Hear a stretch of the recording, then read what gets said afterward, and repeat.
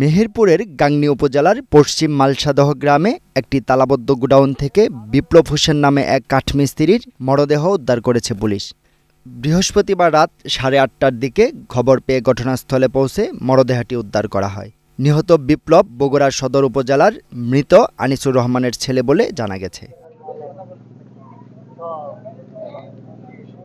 স্থানীয়রা জানান, দীর্ঘদিন ধরে ওই স্থানে ফার্নিচারের কাজ চলছিল, কিন্তু হঠাৎ গত কয়েকদিন ধরে কাজের শব্দ বা কাউকে দেখা যায়নি। পরে দুর্গন্ধ ছড়ালে এলাকাবাসী সন্দেহ করে পুলিশে খবর দেয়।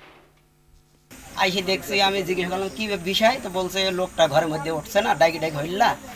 তো এর মধ্যে মালসার ধরতে দুটো ছেলে আসলো, আইসে কালভেট আছে, কালভেট দিয়ে তাকি দেখছে মোবাইল দিয়ে যে লোকটা মারা গেছে। তার বাসা হচ্ছে বগুড়ায়, উনি এখানে ফার্নিচারের কাজ কাম করে করি, এখান থেকে নিজেই ওই আপনার সাজু অল্টনের ওখানে বিক্রি করে। সাধারণত প্রতিদিনই কথা অল টাইম, ঠিক আছে। তারপর আপনার লাস্ট দেখা আমার সাথে পরশুদিন বিকাল 5টার সময় দেখা ওর সাথে আমার। আর ওর সঙ্গে দুইটা ছেলে থাকতো, দুইটা ছেলেও মনে করেন যে আমাদের দোকানে যাইতো।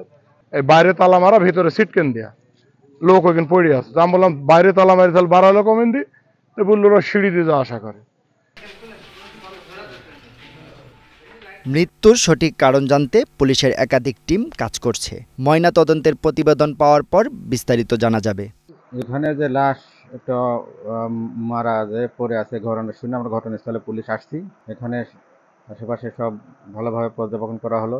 লাশের মৃত্যুর সঠিক কারণ নির্ণয়ের জন্য হাসপাতালে প্রেরণ করা হবে। রিপোর্ট প্রাপ্তি সাপেক্ষে বোঝা যাবে যে মৃত্যুর কারণটা কি। এদিকে বিপ্লবের সঙ্গে থাকা 2 সহযোগী এখনও নিখোঁজ রয়েছে। তাদের অবস্থান সম্পর্কে এখন পর্যন্ত কোনো তথ্য পাওয়া যায়নি। Zubayer Ahmed, green TV news desk.